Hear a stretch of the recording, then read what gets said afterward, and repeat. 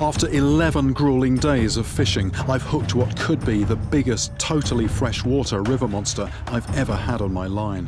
It feels like it has come unstuck from the bottom a couple of times, but it's just most of the time it's just a dead weight. Every now and again there's a slight movement, it rises, and then it sort of sticks down again.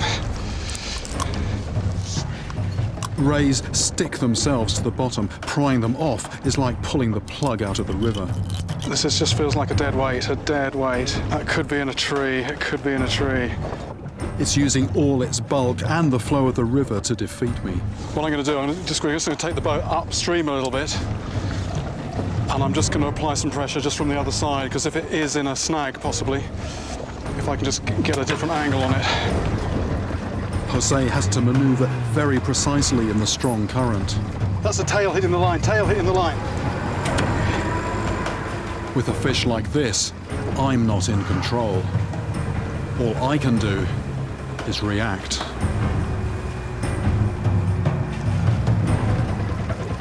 Three hours. This is my longest battle ever, beating even the South African bull shark that took 2 hours and 45 minutes. My back and arms are now burning. That is fish, I think. That is fish, that is fish, that is fish, that is fish moving. It's back. My manoeuvre worked. So a bit of tactics there. Nothing was happening, nothing. And I think it might have just hooked the line around a branch, so we just changed the angle of the pull slightly. Look at that, there it goes, there it goes, there it goes. That's good, that's good. I want to get it to the beach where I can handle it safely, but that means coaxing it 200 yards further downstream. We've got it literally just 10, 15 feet from the bank. As the creature tires, I have it exactly where I want it. There it is, there it is, there it is, there it is, there it is, there it is! Finally, after perhaps the most punishing battle I have ever had, I land one of the biggest, strongest, and most alien freshwater fish I've ever seen. The thing I really want to do with this one, though, is get a close-up of the tail. I mean, obviously not too close. And to think this is a fish that until recently I didn't even know existed. The Chucho de Rio is unlike any other ray I've come across. Okay, nearly 53 inches. Which would make it easily 250 pounds. But what really makes this species stand out is that it is a killer, with a weapon as brutal as a medieval mace, like a club fortified with rusty nails, which it drives in with its massive bulk. I might have to just kneel on top of the animal. Okay.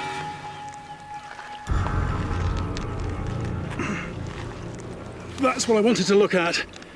The dead animal I saw had its tail chopped off. This one has its sting intact. It's got 2 stings on there. And also, by the look of it, you know, this can come a long way on either side. It's also very flexible. So I wouldn't want to get anywhere near this. Time to put this back in the water. My arms are just aching so much. I've been fishing solid for 11 days. If this feels anything like I do, it's very tired.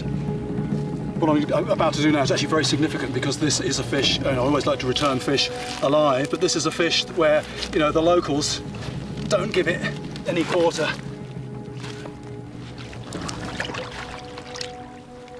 This stingray has evolved to survive in totally fresh water. In fact, it is now thought to be incapable of living in the sea. Just bent over it here, I'm just not seeing the shape of the fish at all. I've just got this huge broad back with this amazing pattern on it. As fish go, it has to be one of the strangest fish there is, and in a river as well, you know, the size of this thing. I've been fishing the world's rivers now for 4 decades, but landing a monster like this makes me wonder what else is out there, still to discover.